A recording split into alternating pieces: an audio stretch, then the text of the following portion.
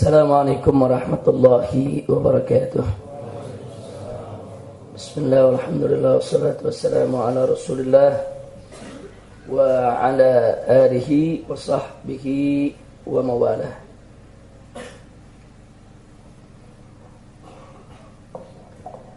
Ahiba'il kiram, alhamdulillah tadi pelajaran demi pelajaran telah sama kita ikuti dan kita dengarkan. Kita doakan mudah-mudahan segenap para pengajarnya diberkahi Allah subhanahu wa ta'ala, dan kita semua mendapat keberkahannya, amin ya rabbal alamin. Nah baiklah, pada kesempatan di hari yang penuh keberkahan ini, saya ingin lebih menegaskan tentang pelajaran yang dulu pernah kita singgung, yaitu satu pemikiran yang menjadi ciri khas kaum Wahabi. Jadi dulu pernah saya katakan, kalau kita bicara Wahabi, itu letak perbedaan prinsip kita dengan mereka bukan dalam soal kunut, bukan dalam soal tahlilan, tabarukan, soal ziarah kubur. Itu persoalan-persoalan yang tidak prinsip. Tapi perlu kita ketahui apa sebetulnya perbedaan prinsip antara kita dengan mereka. Nah ini yang ingin kita garis bawahi. Jadi supaya kaum Wahabi pun paham, saudara, jangan menganggap bahwa perbedaan kita dengan mereka ini hanya sekedar masalah furu, saudara, sehingga mereka ingin diterima oleh kita dengan kedua tangan terbuka. Tapi di balik itu mereka menggerogoti daripada akidah Ahlus Sunnah wal Jamaah. Nah, jadi saya tidak ingin bicara Wahabi itu anti tahlil, anti maulid, anti tabaruk. Itu masalah kecil, bukan masalah besar. Tapi ada persoalan besar yang menjadi sekat antara mereka dengan kita. Yaitu mari kita lihat. Di sini saya sudah buat studi kritis daripada trilogi tauhid Wahabi. Nah ini yang menjadi pokok persoalan. Ada trilogi tauhid yang diyakini dan menjadi akidah kaum Wahabi. Dan ini pada akhirnya nanti kita bisa lihat apa yang menjadi perbedaan kita dengan mereka. Baik, ingat istilahnya trilogi tauhid. Saya ulangi, istilahnya trilogi tauhid. Nah, apa yang dimaksud trilogi tauhid? Mari kita lihat.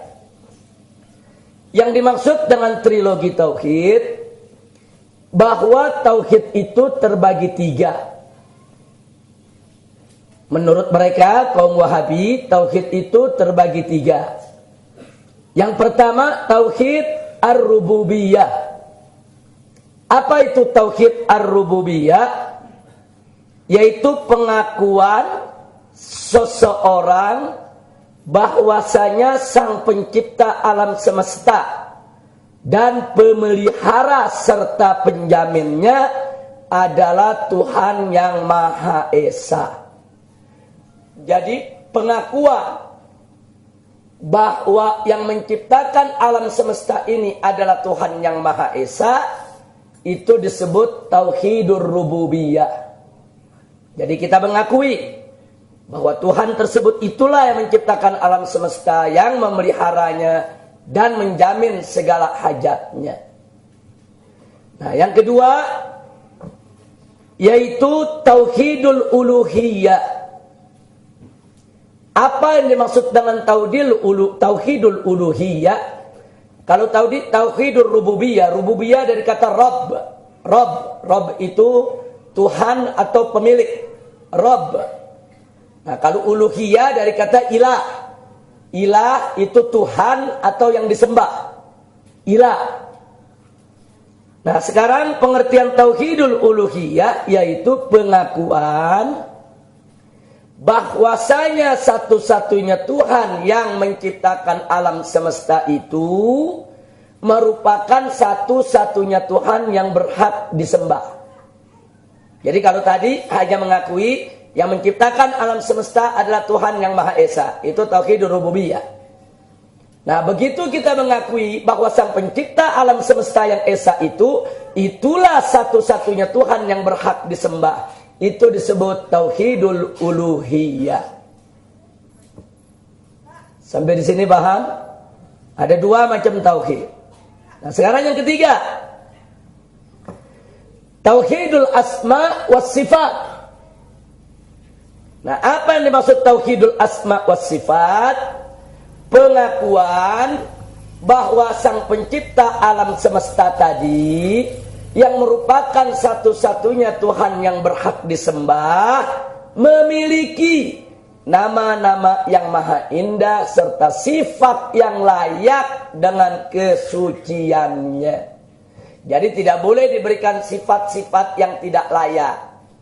Jadi kalau ada orang mengakui yang menciptakan alam semesta Tuhan yang Esa, dan dia juga mengakui bahwa Tuhan yang Esa tadi pencipta alam semesta adalah satu-satunya Tuhan yang berhak disembah. Dia sudah punya tauhidul rububiyah dan dia sudah punya tauhidul uluhiyah. Tapi kemudian dia mensifatkan Allah dengan sifat yang tidak layak. Maka berarti dia tidak punya tauhidul asma was sifat.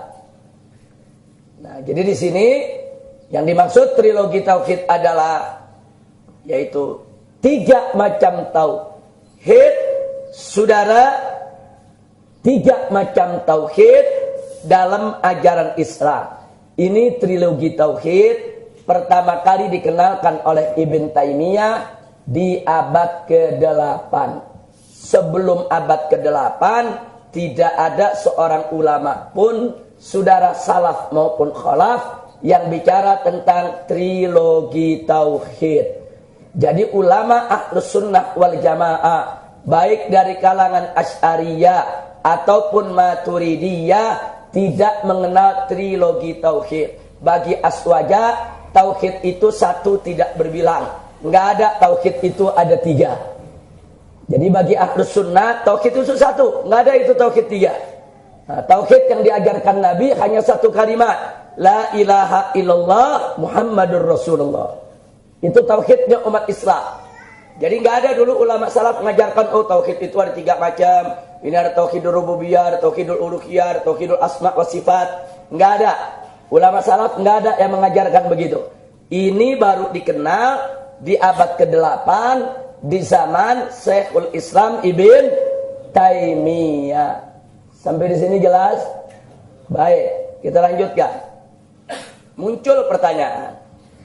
Apa sih kesalahannya? Dan 3-3-nya bagus. Kalau kita lihat ini, 3-3 bagus, nggak ada masalah. Di mana persoalannya ahlus sunnah kok menolak? Hati-hati ini kalau yang nggak mempelajari secara mendalam, jangan-jangan nanti mereka menyalahkan ahlus sunnah. Sebab kalau kita lihat maknanya, coba lihat ke depan maknanya, bagus tidak? Nggak ada yang salah kan? Nggak ada. Tauhidul rububiyah, mengakui bahwasanya yang menciptakan alam semesta adalah Tuhan yang Maha Esa. Bagus tidak? Tauhidul uluhiyah, mengakui bahwa sang pencipta alam semesta itu adalah satu-satunya Tuhan yang Maha Esa. Bagus tidak?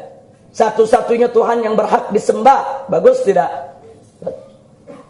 Dan satu-satunya Tuhan yang berhak disembah itu memiliki sifat yang mulia. Ar-Rahim, Ar-Rahman, Al-Karim, nama-nama yang maha indah.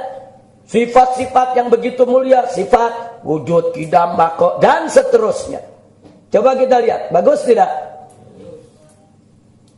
Jadi salahnya di mana?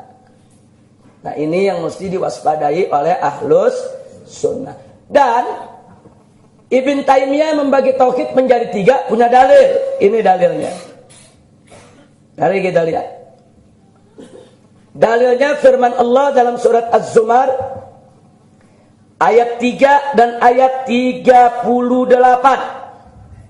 Ayat 3 dan ayat 38.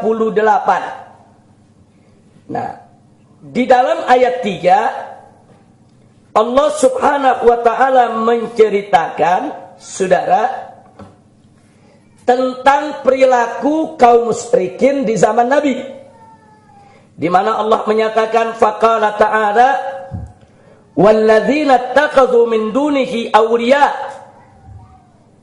ma na'buduhum illa liyuqarribuna ilallahi zulfa. Jadi sini dikatakan bahwa orang-orang yang menjadikan selain Allah sebagai penolongnya, maksudnya mempersekutukan Allah, yang menyembah berhala-berhala. Nah, mereka itu begitu diajak ke jalan Allah oleh Nabi, apa mereka bilang? Ma na'buduhum illa liyuqarribuna ilallahi zulfa. Tidaklah kami ini menyembah berhala-berhala tersebut kecuali hanya untuk mendekatkan kami kepada Allah. Sebetulnya berhala-berhala itu cuma wasilah, kata mereka. Ini cuma tawassul aja. Sebetulnya kami menyembah Allah juga, cuma wasilah kami menyembah Allah, kami menyembah berhala-berhala. Nah, jadi kata Ibn Taimiyah apa? Ternyata berdasarkan ayat ini, orang-orang kafir musyrikin itu mengakui akan keberadaan Allah dan mengakui Allah itu sebagai Tuhan. Mereka mengakui yang menciptakan alam semesta ini adalah Allah, sebagaimana tertera dalam ayat 38. Nah, di ayat 38 Allah menyatakan, masih surat yang sama, wala in sa'atahum man khalaqas samawati wal ard la yaquluna Allah. Jika kamu bertanya, nah ini terjemahnya yang di bawah ini masih copy paste yang atas. Nah, jadi di sini wala in sa'altahum, jika kamu bertanya kepada mereka, man khalaqas samawati wal ard, siapakah yang menciptakan langit dan bumi? La yaquluna Allah, niscaya mereka akan menjawab berkata Allah. Berarti orang-orang kafir musyrikin di zaman itu, saudara, kalau kita lihat nih berita dari ayat Quran, mengakui gak adanya Allah? Mengakui. Mengakui gak kalau Allah yang menciptakan langit dan bumi? Mengakui. Nah, jadi di sini Ibn Taimiyah mengatakan berarti orang-orang kafir itu sebetulnya punya tauhidur rububiyah. Artinya tauhidur rububiyah, ada pengakuan dari mereka kalau yang menciptakan alam semesta itu adalah Allah, bukan Tuhan yang lainnya. Ada pengakuan, saudara, kalau mereka juga harus menyembah Allah. Ada pengakuan. Nah, hanya saja yang jadi problem, mereka mempersekutukan Allah dengan Tuhan-Tuhan buatan mereka. Sehingga menurut Ibn Taimiyah, berarti orang-orang kafir musyrikin itu, mereka punya tauhidur rububiyah. Yang mereka nggak punya adalah tauhidul uluhiyah. Kira-kira jelas tidak? Pakai ayat Quran dalilnya ini. Saudara, nggak main-main. Nah, sekarang kesimpulannya apa? Mari kita lihat. Nah, kesimpulan daripada trilogi Tauhid Wahabi. Mari kita lihat. Dalam surat Az-Zumar ayat 3 dan 38 tadi, ada info ilahi yang menyatakan bahwa kaum musyrikin di zaman Nabi Sallallahu Alaihi Wasallam mengakui adanya Allah Subhanahu Wa Taala sebagai Tuhan pencipta alam semesta. Nah, Wahabi ngambil kesimpulan, kalau begitu orang-orang kafir itu pun ahli tauhid rububiyah. Catat baik-baik, saudara. Orang kafir disebut sebagai ahli tauhid. Ini gharib. Orang kafir disebut sebagai ahli tauhid. Ini gharib. Tidak ada satu ulama salaf pun yang mengatakan orang kafir ahli tauhid. Enggak ada. Nah, kira-kira sampai di sini jelas tidak? Nah, ini mulai terungkap nih, di mana letak kesalahannya, saudara. Kalau tadi kita lihat bagus-bagus saja pembagian trilogi tauhid daripada kaum Wahabi. Tapi begitu kita urai bahaya. Kalau mereka menganggap seperti itu, berarti orang-orang kafir semuanya ahli tauhid.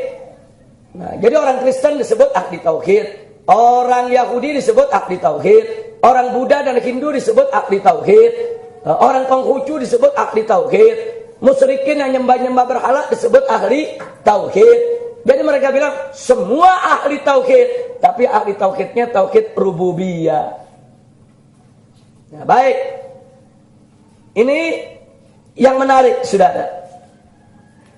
Sehingga mereka katakan bahwa surat Az-Zumar ayat 338 juga menginfokan bahwa kaum musyrikin di zaman Nabi masih tetap mempersekutukan Allah. Karena mereka masih tetap mempersekutukan Allah, berarti mereka bukan ahli tauhid uluhiyah. Mereka ahli tauhid rububiyah, mereka bukan ahli tauhid uluhiyah. Nah, di sini yang ingin saya garis bawahi, lihat yang paling bawah. Berarti Wahabi memberikan nilai bahwa orang kafir ahli tauhid walaupun rububiyah. Nah, ini yang ditolak oleh Ahlus Sunnah, saudara. Ahlus Sunnah bilang nggak bisa. Masa orang kafir mempersekutukan Allah disebut ahli tauhid walaupun namanya tauhid rububiyah? Nggak bisa. Itu berarti Wahabi memisahkan antara rububiyah, uluhiyah, asma dan sifat. Sedangkan aswaja, rububiyah, uluhiyah harus disatukan, nggak boleh dipisahkan, ya Allah. Nggak ada tauhidul rububiyah tanpa uluhiyah, dan tidak ada tauhidul uluhiyah tanpa rububiyah. Ahlus Sunnah mengakui betul tauhidul rububiyah itu memang ada, uluhiyah itu ada, tapi itu menjadi satu kesatuan yang tidak terpisahkan. Maka itu tadi dikatakan tauhid menurut aswaja hanya satu, tidak berbilang. Di dalamnya ada tauhidul rububiyah, ada tauhidul uluhiyah, ada tauhidul asma wa sifat. Itu menjadi satu kesatuan yang tidak boleh dipisahkan. Nggak ada itu. Oh, ini orang kafir tauhidul rububiyah. Oh, kalau yang muslim nih mukmin ini tauhidul uluhiyah. Nggak ada. Pokoknya kalau ada orang mengakui Allah sebagai pencipta alam semesta, tapi dia tidak mau menyembah Allah, dia bukan ahli tauhid. Ada orang mengakui Allah sebagai pencipta alam semesta, dan dia mau menyembah Allah subhanahu wa ta'ala sebagaimana mestinya, tapi dia enggak mengakui kalau Allah punya sifat wujud, qidam, baqo, saudara, maka orang tersebut bukan ahli tauhid. Enggak boleh disebut, oh dia tauhidul rububiyah ada, oh dia tauhidul uluhiyah ada, dia cuma kurang tauhidul asma wa sifat. Enggak ada, saudara. Lah kok tauhid ada tauhid sepertiga, ada tauhid setengah, ada tauhid 2/3 ini namanya. Enggak ada, saudara. Sekarang tauhid ada 3. Kalau yang punya 2 berarti tauhidnya 2/3. Kalau yang punya 1 berarti tauhidnya 1/3. Saudara, enggak ada tauhid cuma 1. Di dalam tauhid yang satu itu ada rububiyah, ada uluhiyah, ada asma wa sifat. Tidak boleh dipisahkan. Kira-kira jelas tidak? Paham sampai di sini? Berarti saya tanya, akidah Wahabi bahaya tidak? Bahayanya di mana? Menyebut orang kafir sebagai ahli tauhid. Inna lillahi wa inna ilaihi raji'un. Nah, jadi kalau kita ketemu Wahabi, capek kalau bicara kunut, capek bicara tabaruk sama tawasul, itu masalah kecil. Ini yang prinsip perbedaan kita dengan mereka, saudara. Ini dulu beresin. Nah, dari mana kau bisa bilang itu orang-orang kafir sebagai ahli tauhid? Nah, ini dimulai oleh ajaran Ibn Taimiyah. Nah, jadi saya beruntung dan bersyukur kalau dulu saya belajar di Saudi, jadi saya tahu begini. Kalau saya nggak belajar di Saudi, mungkin saya nggak tahu, saudara. Saya belajar sama gembong-gembongnya Wahabi. Saya pelajarin apa sih tauhidul rububiyah, kita dengerin. Jangan ngebantah, jangan. Murid kan nggak boleh bantah guru, saudara. Saya dengerin, oh begitu tauhidul rububiyah. Kalau tauhidul uluhiyah bagaimana sih? Oh begitu. Kita ikuti, saudara. Kalau kita bantah-bantah duluan, nggak dapat ilmunya. Nah, begitu kita lihat semua, kita pelajari literaturnya, oh kesana arahnya, saudara. Kira-kira sampai di sini jelas tidak?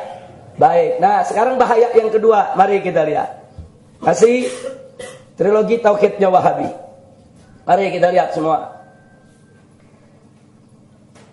Aswaja dalam pandangan Wahabi, kita nih Asy'ari, Maturidi.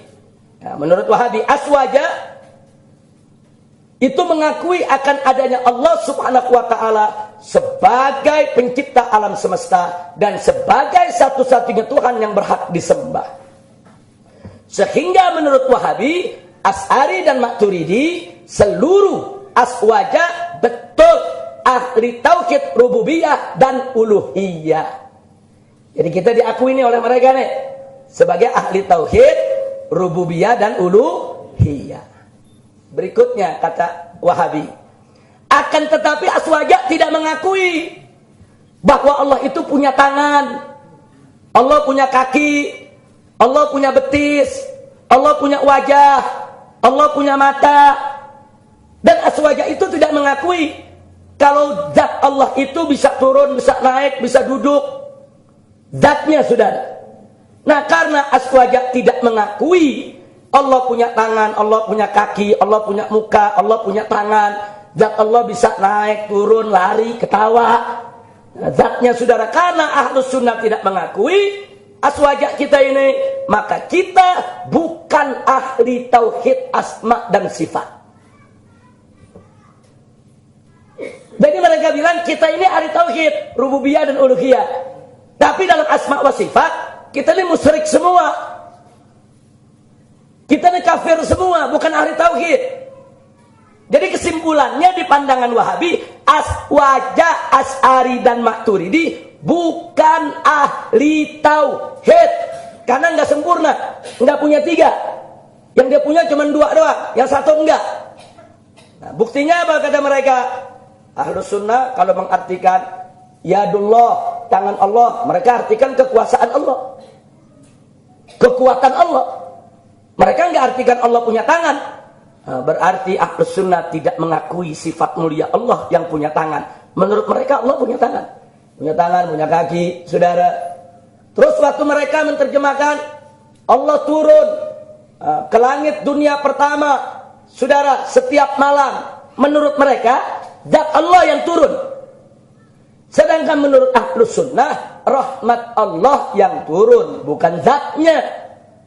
Nah, akhirnya apa mereka bilang? Kalau gitu Ahlus Sunnah tidak mengakui kalau Allah mampu turun ke langit dunia yang pertama. Nah, jadi mereka bilang kita mengingkari sifat Allah. Jadi kita bukan ahli tauhid dalam urusan sifat Allah. Nah, berarti kita disamakan oleh orang-orang musyrik. Nah, saya tanya, bahaya tidak? Jadi trilogi tauhid ini hati-hati, saudara. Mereka mentauhidkan orang musyrik dan memusyrikan ahli tauhid. Jadi orang kafir, Kristen, Yahudi, Buddha, Hindu, Konghucu ditauhidkan oleh mereka. Aswaja, saudara, dianggap bukan ahli tauhid. Ini terbulak terbalik tidak ini? Emang ada dulu ulama-ulama mengatakan Asy'ari itu bukan ahli tauhid? Nggak ada, saudara. Ada ulama-ulama mengatakan saudara Maturidi itu bukan ahli tauhid? Nggak ada. Loh, kok beraninya saat ini, saudara, kalangan Wahabi menganggap kita ini bukan ahli tauhid.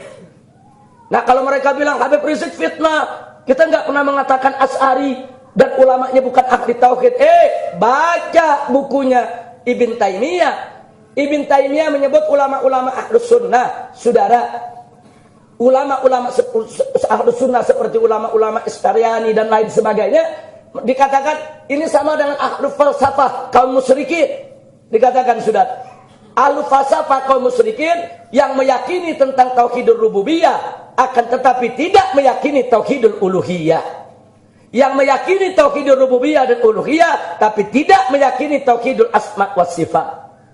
Jadi kita bisa bukakan depan mereka buku karangan Ibn Taimiyah dalam Majmu' Rasailnya yang menyebut ulama Asy'ari dan ulama Maturidi, saudara, bukan ahli tauhid asma wa sifat.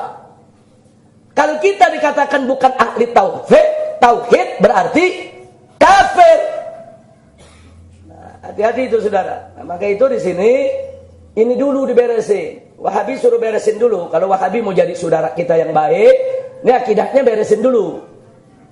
Nah, sebab ini kalau akidah ini dibiarkan, gara-gara akidah ini dikit-dikit mereka mengkafirkan kita. Gara-gara kunut kita dikafirin, maulid kita dikafirin. Tawasul kita dikafirin, tabaruk kita dikafirin. Sebetulnya mereka sudah mengkafirkan kita bukan karena kunut, bukan karena tawasul, bukan karena tabaruk. Dalam prinsip akidah mereka dalam trilogi tauhid, mereka sudah anggap kita bukan ahli tauhid, ya ikhwan. Jadi bagi mereka halal mengkafirkan kita. Halal mengatakan kita bukan ahli tauhid. Ini dulu beresin. Walaupun mereka ngomong depan kita, ya sudahlah, kita nggak usah ribut soal tahlil, tabaruk, tawassul, itu masalah khilafiyah. Baik, itu masalah khilafiyah. Lalu masalah ini soal prinsip dalam Ahlus Sunnah, ya ikhwan. Lalu dalam persoalan ini, kalau kau masih berpegang pendapat seperti ini yang disampaikan oleh Ibn Taimiyah, kau bukan Ahlus Sunnah. Bukan. Bahkan Ahlus Sunnah menggolongkan kalian hai Wahabi sebagai ahlul bidah wal ahwa. Kelompok ahlu bid'ah yang suka mengada-ngada. Bagaimana enggak mengada-ngada? Ulama salaf enggak ada mengatakan trilogi tauhid. Mereka bilang ada trilogi tauhid. Mereka marah dengan maulid, katanya bid'ah. Ini super bid'ah ini sudah. Ini trilogi tauhid super bid'ah. Bid'ah yang kecil kau marah, bid'ah yang begini besar kau kerjakan. Ulama salaf mana yang pernah bicara trilogi tauhid? Ulama salaf mana yang pernah mengatakan tauhid dibagi 3? Ulama salaf mana? Semua ulama mengatakan tauhid itu satu. Namanya aja tauhid. Namanya saja tauhid dari kata ahad, satu, esa. Tauhid pengesaan. Lah kok udah pengesaan dibagi jadi 3 lagi? 3 dalam 1, 1 dalam 3. Kayak Trinitas ini. Pergi kayak Trinitasnya orang-orang Nasrani sudah. Nah, jadi ini dulu diberesin. Jadi kalau Wahabi masih tetap berpandangan seperti ini, kalian bukan Ahlus Sunnah wal Jamaah. Bukan, kalian bukan Ahlus Sunnah wal Jamaah. Dan kalian min ahlil bidah wal ahwa, termasuk kelompok ahli bid'ah yang mengikuti hawa nafsu. Yang bid'ah itu bukan peringatan maulid. Yang bid'ah itu bukan tawassul dan tawajuhat. Yang bid'ah itu bukan tabarrukan. Itu semua punya dalil. Ini bid'ah yang dalil dibuat-buat. Ini bid'ah yang dalil direkayasa. Ini bid'ah produk daripada gagal paham terhadap firman Allah. Kita buktikan pandangan Ahlus Sunnah. Mari kita lihat. Sikap Aswaja terhadap trilogi tauhid. Mari kita lihat. Ada 5 poin yang ingin saya sampaikan. 1, ini bagi Aswaja. Istilah trilogi tauhid tidak dikenal di zaman salaf. Tapi baru diperkenalkan Ibn Taimiyah di abad ke-8 Hijriyah. Dari sini aja udah ketahuan, ini bid'ah. Dari sini aja ketahuan, ini bid'ah. Yang kedua, tidak ada satupun ayat maupun hadis ataupun athar dari salaf yang menyebut orang muslim sebagai bukan ahli tauhid. Nggak ada. Hat burhanakum in kuntum shadiqin. Sampaikan kepada orang-orang Wahabi. Mana dalilnya? Ayat Quran yang mana? Hadis Nabi yang mana? Ulama salaf yang mana? Yang mengatakan orang muslim bukan ahli tauhid. Yang mana? Nggak ada. Nah, kemudian yang ketiga, tidak ada satupun ayat maupun hadis ataupun athar salaf yang menyebut orang kafir sebagai ahli tauhid. Nah, ini kebalikannya nih, nggak ada saudara. Suruh dia tunjukkan ayat Quran yang mana, hadis yang mana. Ulama salaf yang mana mengatakan ini orang kafir, ini ahli tauhid juga. Yang mana? Saudara. Kalau mereka punya ayat hadis atau aqwal salaf, ya saudara, saya ikut. Enggak ada. Nah, ini menjadi bukti ini bid'ah luar biasa, saudara. Ini bid'atun kubra. Ini sebesar-besarnya bid'ah yang dilakukan kaum Wahabi.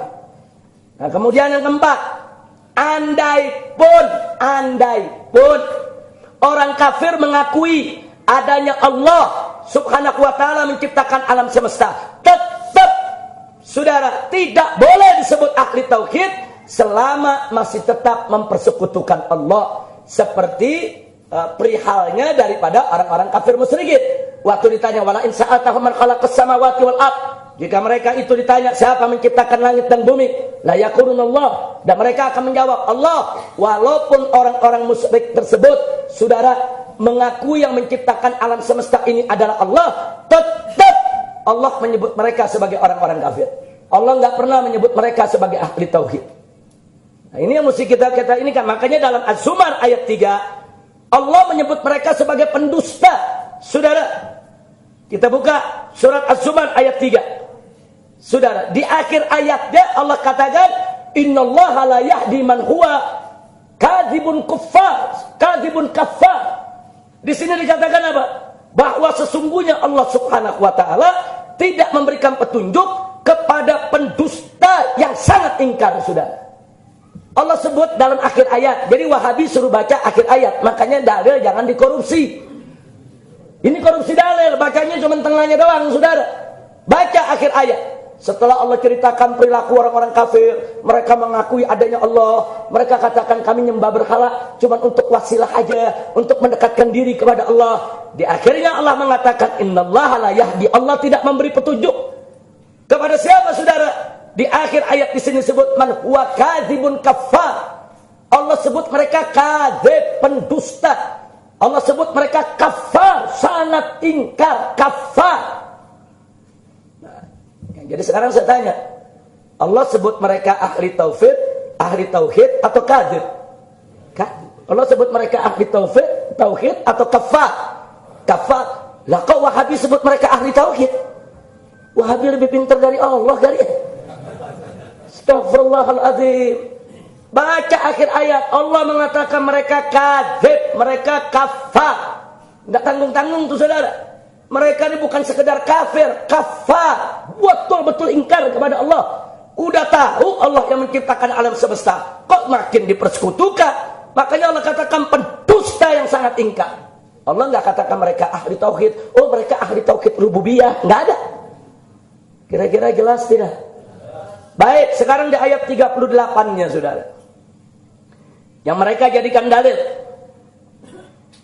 Nah, di ayat 38, Saudara, nah ini perlu kita ketahui daripada ayat ini, Saudara. Jadi setelah tadi Allah menceritakan, Saudara, wala in sa'atahum man khalaqas samawati wal ard, dan seterusnya. Setelah Allah katakan la yaqulullah, kalau mereka ditanya, siapa menciptakan langit dan bumi? Mereka pasti menjawab, yang menciptakannya adalah Allah. Setelah itu Allah katakan kepada Nabi, qul, katakan hai Muhammad, la afara'aitum ma tad'una min dunillah. Kalau mereka sudah menjawab, yang menciptakan alam semesta ini adalah Allah, jawab sekarang kepada mereka. Apa kamu tidak tahu, tidak lihat, sehingga kamu ini yaitu memuja atau menyembah daripada selain Allah? Jadi setelah Allah ceritakan jawaban mereka, Allah perintahkan Nabi untuk bantah mereka dengan keras. Nah, saya mau tanya, kalau mereka dibantah berarti sikap mereka betul atau salah? Salahnya di mana? Mereka ngakui Allah pencipta alam semesta, lah kok masih nyembah selain Allah? Nabi disuruh oleh Allah bantah mereka, jawab mereka. Kenapa mereka mempersekutukan Allah? Jadi artinya nggak ada tuh Nabi disuruh Allah, ya Muhammad, karena mereka mengakui Allah juga, ya mereka min ahli tauhid rububiyah. Nggak ada, nggak ada. Allah perintahkan Nabi bantah, bantah. Nah ini yang harus Wahabi baca ayatnya dengan tuntas. Jadi dalam kedua ayat yang digunakan oleh Wahabi tadi, tidak ada satupun dalil, walaupun secara isyarat, Saudara, bahwa mereka adalah ahli tauhid. Enggak. Yang ada dalam kedua ayat tersebut, di pertama Allah cap mereka pendusta yang sangat ingkar. Di ayat kedua Allah perintahkan Nabi untuk membantah, Saudara. Ini cukup dalil buat kita, Saudara, bahwa tauhid tanda kutip yang disebut oleh Ibn Taimiyah sebagai tauhid mereka dibatalkan oleh kedua tauhid ini. Mereka bukan ahli tauhid, tapi mereka adalah pendusta yang sangat ingkar. Kira-kira jelas tidak? Paham semua? Nah, ini sikap aswaja. Baik, Saudara, andai kata pun ada yang ngomong begini, Habib, ya sudahlah kita kompromi sama Wahabi. Ini akidah mau dikompromiin kayak barang dagangan ini, sudah. Iftaratna, andai kata pun Saudara, Wahabi mau minta, udahlah, bagaimana supaya trilogi tauhid bisa diterima oleh Ahlus Sunnah? Jawabnya, trilogi tauhid ini bisa diterima, tapi ada syarat, Saudara. Apa syaratnya? Nah, mari kita lihat di sini. Saya sudah tuliskan di sini syaratnya, Saudara. Yang pertama, saudara, bahwa trilogi tauhid yang disebut tadi harus jadi satu kesatuan tak terpisahkan. Tauhidul rububiyah, tauhidul uluhiyah, dan tauhidul asma wa sifat harus menjadi satu kesatuan tidak terpisahkan. Nggak boleh dipilah-pilah. Kenapa? Karena inti tauhid hanya satu. La ilaha illallah Muhammadur Rasulullah. Tidak berbilang. Itu dulu syarat yang pertama. Syarat yang kedua, trilogi tauhid tersebut tidak boleh dijadikan sebagai alat pengkafiran sesama muslim atau penyerupaan muslim dengan kafir. Ini gara-gara trilogi tauhid, kita Asy'ari diserupakan dengan orang-orang musyrik. Orang musyrik punya tauhidul rububiyah, tapi nggak punya tauhidul uluhiyah. Nah, Aswaja dikituin sama mereka. Aswaja itu Asy'ari punya tauhidul rububiyah, punya tauhidul uluhiyah, tapi nggak punya tauhidul asma wa sifat. Artinya kita diserupakan oleh orang kafir, sudah. Nah, ini syarat kedua. Nggak boleh dijadikan alat pengkafiran sesama muslim. Bahkan penyerupaan muslim dengan kafir nggak boleh. Nah, yang ketiga, penyematan ahli tauhid hanya untuk orang beriman. Titik. Sedangkan kafir apapun alasannya tidak boleh disebut dengan ahli tauhid, sudah. Nah, jadi kita bisa terima ini konsep trilogi tauhid kalau syarat ini dipenuhi. Ada lagi yang nggak boleh ketinggalan. Ketiga macam tauhid harus dimaknai sesuai akidah Aswaja dengan mazhab Asy'ari atau Maturidi, bukan dengan paham Wahabi yang beraroma tasbih dan tajsid. Jadi kalau mereka bilang ada tauhidul asma wa sifat, apa maksudnya? Menurut Wahabi mengakui kalau Allah itu punya tangan, punya kaki, punya mata, punya wajah. Kalau ini yang dimaksud oleh Wahabi, kita tolak. Tidak ada trilogi tauhid itu, sudah. Tapi kalau Wahabi tidak berpaham tasbih, tidak berpaham tajsim, saudara, sifat-sifat Allah yang mengatakan ainullah, wajhullah, dan lain sebagainya, ditafwid atau ditakwil menurut akidah Aswaja, kita bisa terima ini trilogi. Tapi kalau trilogi tauhid berdiri atas dasar paham Wahabi, saudara, ditolak oleh orang-orang Ahlus Sunnah. Pertanyaannya, apa ada Wahabi mau ngalah dalam soal ini? Apa ada Wahabi dari dulu sampai sekarang mau ngalah dalam soal ini? Nah, karena Wahabi nggak mau ngalah, trilogi tauhid kita lempar kembali ke muka mereka, sudah. Kira-kira jelas tidak? Paham? Nah, ini pelajaran kita untuk hari ini, saudara. Tolong dicatat baik-baik. Dan nanti kalau di rumah punya pertanyaan-pertanyaan soal ini kita mau dalami. Nah, silakan untuk ditanyakan pada Jumat yang akan datang. Sekian yang bisa kita sampaikan. Waktu Jumat sudah masuk. Hadani Allah wa iyyakum ila siratal mustaqim. Wassalamualaikum warahmatullahi wabarakatuh. Alhamdulillah. Buya Humaydi, apa kabar? Baik, Buya. Baik. Sehat walafiat. Kapan ada? Belum telah.